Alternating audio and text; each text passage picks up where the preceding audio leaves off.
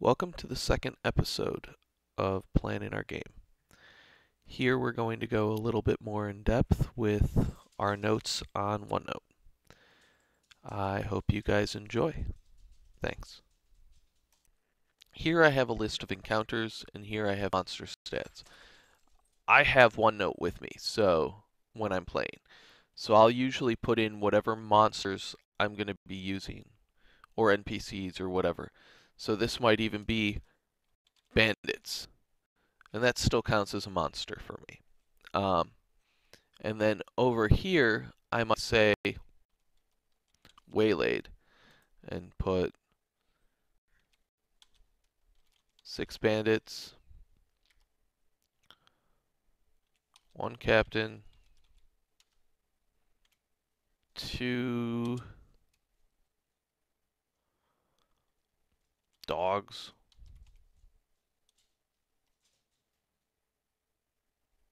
some type of sub thing.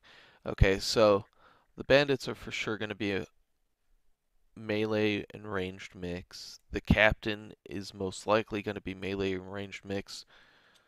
We'll probably give him 1 spell as well. Controlling spell. I like for captains to have like 1 controlling spell that they can put off just to control the battlefield and then go in and be badass. It definitely it changes the perspective that my player characters have. Because if someone casts a spell, they expect them to be weak. They're expecting this less and less as they adventure with me, but it's still, he's going to have less health type thing. This guy casts a spell, and I don't do this all that often, but I do it sometimes. This guy casts a spell, but he's actually a tough guy who just happens to have 1 spell that he knows. And we will... I like to have something magical in a lot of these, or something, some side thing. So we're going to throw in a catapult. And apparently I spelled catapult wrong. Oh, A. With...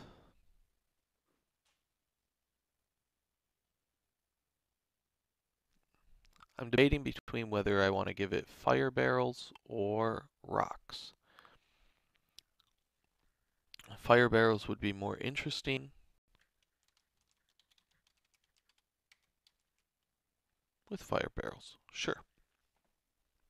Okay, so then in monster stats, I have bandits, I have captain, I have dogs, I have fire barrels.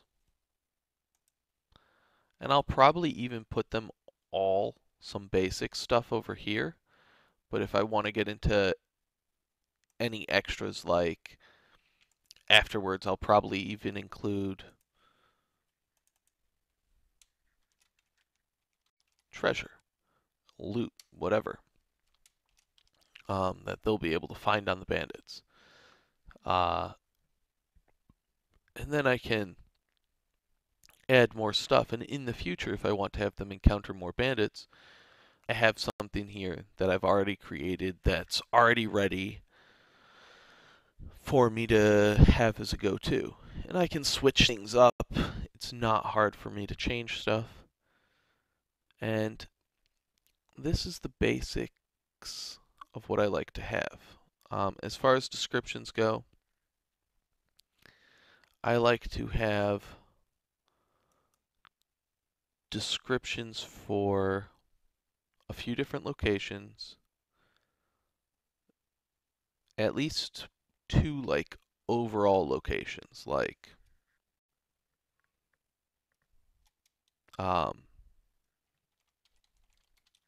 Village 1, Village 2, not 3. I like to have at least 3 encounters that I can just pop up with and say, okay, this is what you guys are doing today. most games that I play, we will not get through 3 encounters.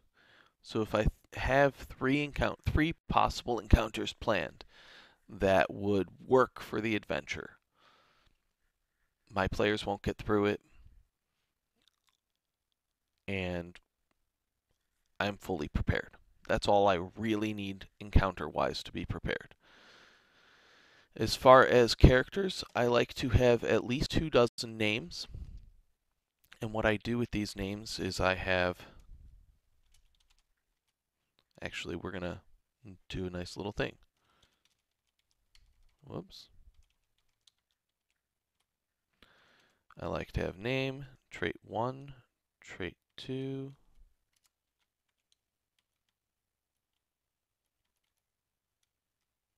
Whoops.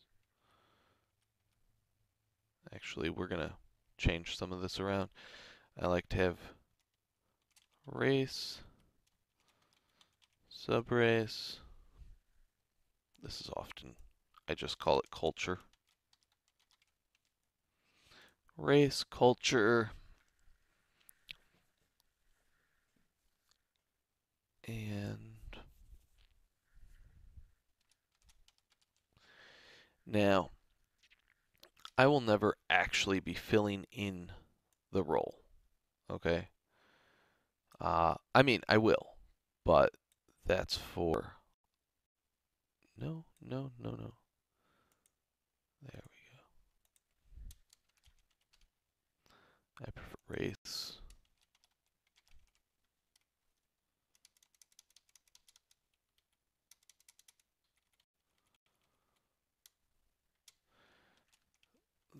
The role is what my players need. So, for instance, if my players suddenly go to a blacksmith shop, then Navita, who is a kobold, I don't know what culture, will make her arrogant and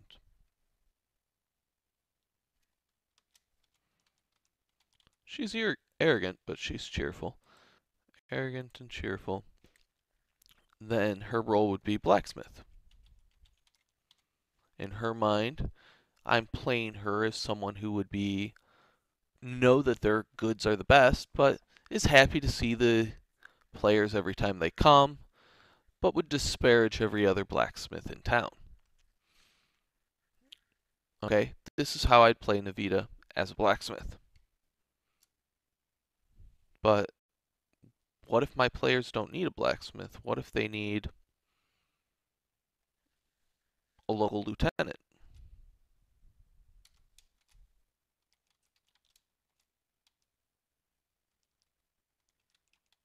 Half the time I spell it right, and half the time I don't.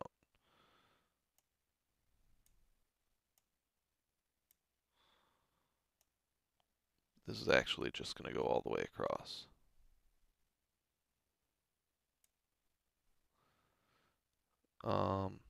So what if they need a local lieutenant?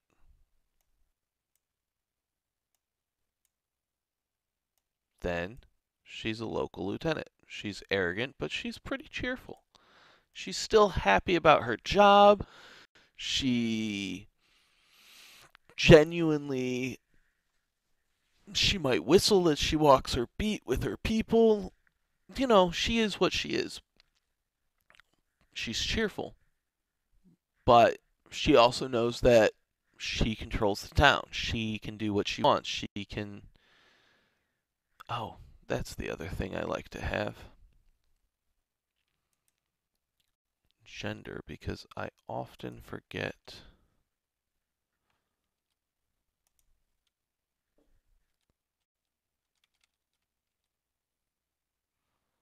Well, that sucks. Is there a way to insert right? That's cool. Race, culture,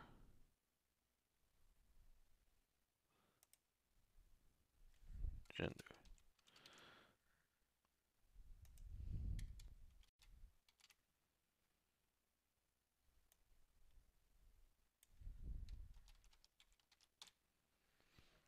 pronoun. Okay, that's often how I do my gender anyways, with the pronoun. Um, so she's arrogant, she's cheerful, she's the guard lieutenant.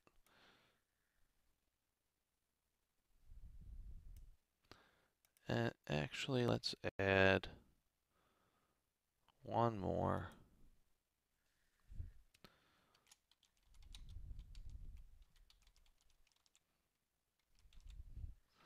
Sometimes we add in a short description. Uh, or I add in a short description. So she's got all those traits, and let's even take off her guard lieutenant job. She's no longer a guard lieutenant, and her little description is basically,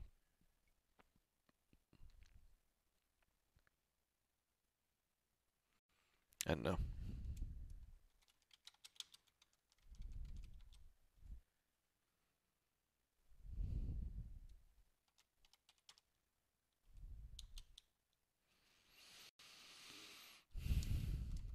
Actually, that's a noun of direct address.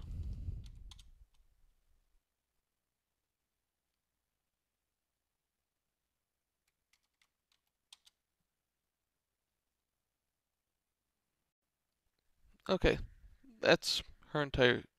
Actually, let's just go family. She has a brother named Polo. Polo, guess what? He's also a kobold. It's a he.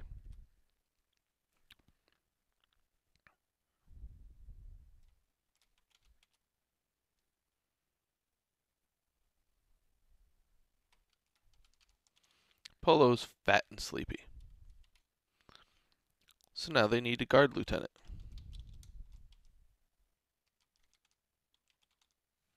While they're talking to this guard lieutenant, they mention that they need the blacksmith. Am I going to play Polo the same way that I would have played Navita?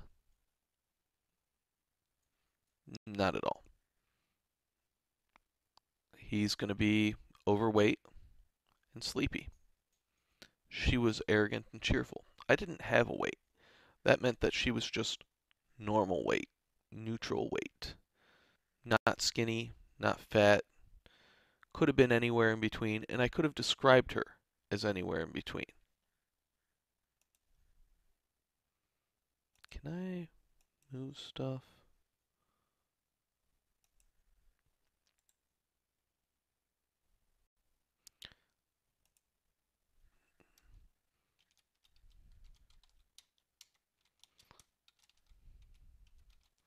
What's her age? I don't know. She doesn't have an age yet. Why? Because she's anywhere. Guard lieutenant? Well, she's probably not going to be too young because she had to achieve it unless the kobolds let you become a guard lieutenant through buying it through commission. So maybe she comes from money. Either way, that's all stuff I can put in the additional description. Her brother Polo, the blacksmith,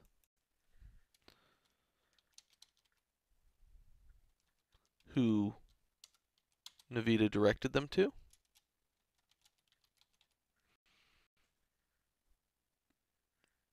I don't know his additional description either. Is he older? Is he younger? I don't know. I'll probably make him younger.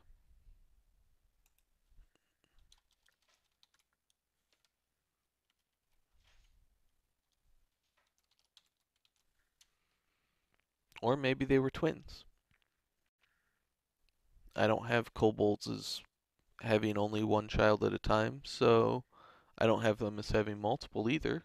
So it can go either way. And maybe this would be the thing that made me decide one way or the other. Maybe they have them in little clutches, like I have the dragons have. So she directs you to her brother, the blacksmith. Then they're looking for someone else. Let's say they're looking for. It doesn't matter what they're looking for. But we'll have Johnny, the human. He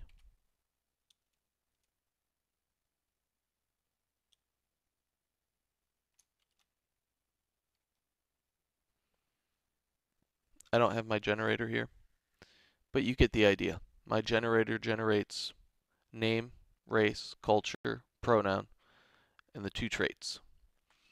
As the players ask for something, I fill it in.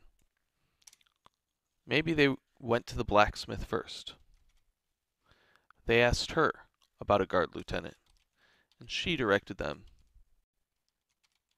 to her brother, Polo. Maybe they went to a blacksmith and they talked about just going to the harbor master. Polo fits as a harbor master too.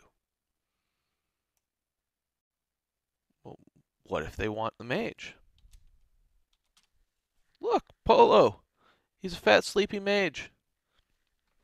You can fill in any role to almost any set of traits and just add stuff as they learn more about them. It really makes it a lot easier if you've got a dozen names or 24 names, and every time they want to meet an NPC, you just pick the next one on the list. It doesn't matter much what they're trying to find. Are they trying to find a noble? Well, suddenly you've got your blacksmith, your mage, and Johnny's your noble. Or maybe you didn't have the blacksmith and mage yet. And Navita's your arrogant but cheerful noble. Does that fit? Yeah. Does that also make Polo a noble? Sure, that's fine. Polo's your fat and sleepy noble. Does that also fit? Yes. You can fit any job to any of these names.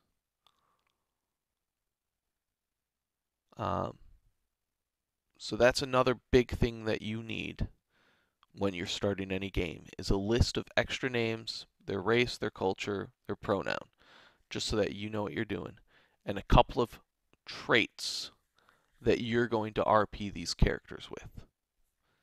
I have a generator that I use through Cityographer, which is made by Inkwell Designs, and I'll show you guys a video of how I use it and what I coded to make it usable for me. They do have a free version, by the way, so you don't have to pay for it. I paid for it because I like to do my own code inside it, and that's what the paid version lets you do. So yeah, this is really essential normal planning for any of my games, is to just have NPCs ready, and they ask for someone, they have someone to fill that role with a name and a description. So that's big. And actually, when I do my generator, very first 3 names that I come up with are going to go and fill in NPCs 1 through 3. That's it. And the next 11 names are all going to become the crew. The next 7 names after that are going to be these antagonists and the lieutenants. And then I'm going to have a dozen or 24 extra names for shopkeepers, kids on the street, nobles, harbor masters, guards, whatever. Other captains, other crewmates. It can even be enemy troops. I found that it's often really fun to have just a couple of names for my enemy troops, and have them yell at each other mid-combat. I don't have them have a conversation, so I'm not having a conversation with myself. But I might have, like, one of them yell to the leader, or the leader yell at one of them, in between my players going. That way my players still feel like they're interacting, and it's not me on a monologue. But that's all in-game stuff. This is planning. We'll get into locations at a later time, as well as treasure, encounters, monster set. We'll get more into all of this later. I just wanted to give you a brief overview of what I like to do for my games. Actually, I have another game that I am working on called Rolling Blind. In here I have some variant rules. Um, I have literally one description right now, which I need to get more. I have some people. Here is my list of random NPCs. Okay, Rolling Blind is in the Feywilds, so I limited my races. But I've got both of their traits here, their genders, their race, civilized, mixed, and natural are races, by the way, and their culture. Um, and I have lots of cultures, as you can see. 5 for both civilized and natural, and then mixed are kind of in between. And I've got names that go with them. I really do need to add a couple more things into this chart, like I did for the others, but that's okay. Over in locations, I've got a few places, and some money and stuff.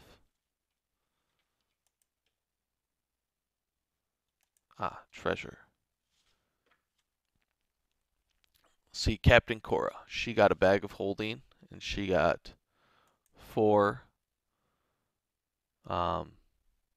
These are the types of gems that I'm giving. Medium uncommon gem, medium tradable gem.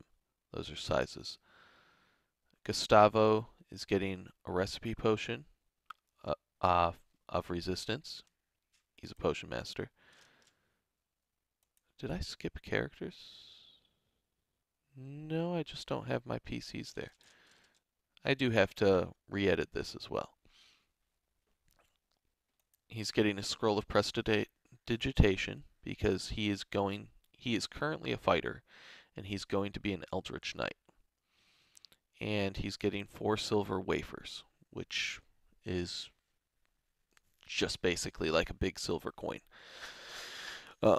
My economy system is a little bit odd, but Carlina, I thought it was Cartolina, and Maja, they're getting 3 gold worth of art, a saddle of the Cavalier, which they already received this treasure, by the way, and 4 semi-precious gems. 4 small precious gems, my bad. Now, the small precious gems end up getting split between the party. There's 4 players, 1 each. That's why I keep doing things by 4. She gets a mage hand, scroll, 2.5 gold of art, and a potion of heroism. I think I was also going to give Gustavo a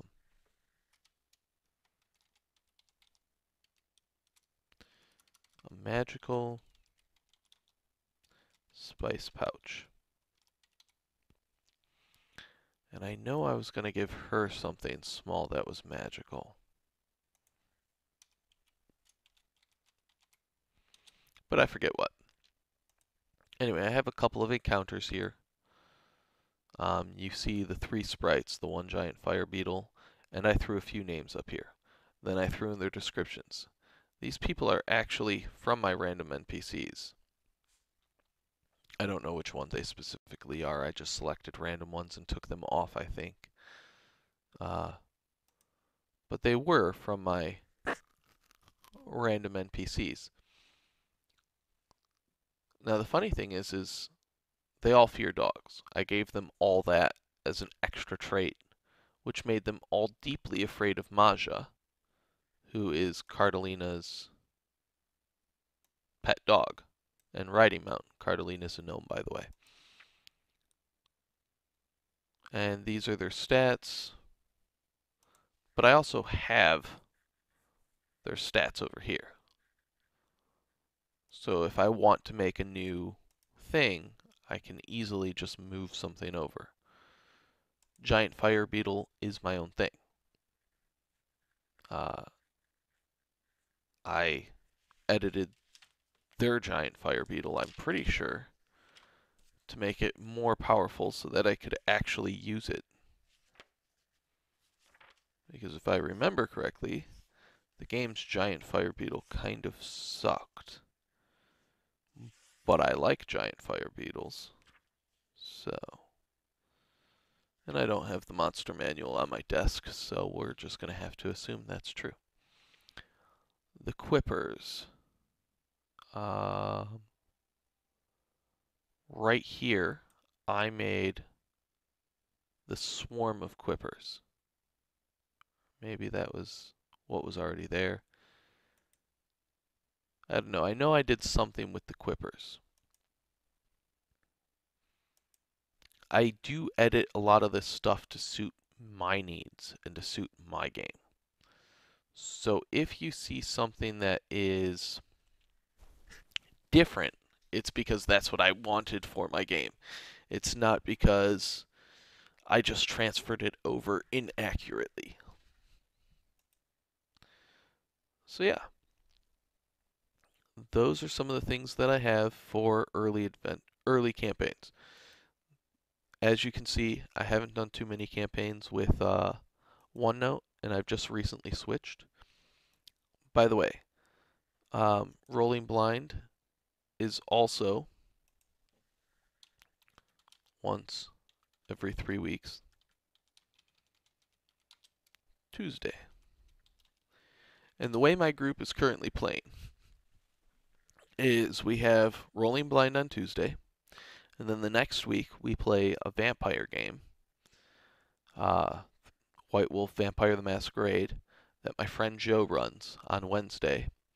And then the week after that we're going to start playing Coastal Adventures on Thursday.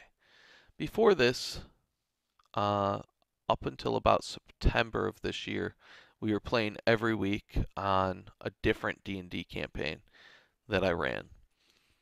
And that kind of...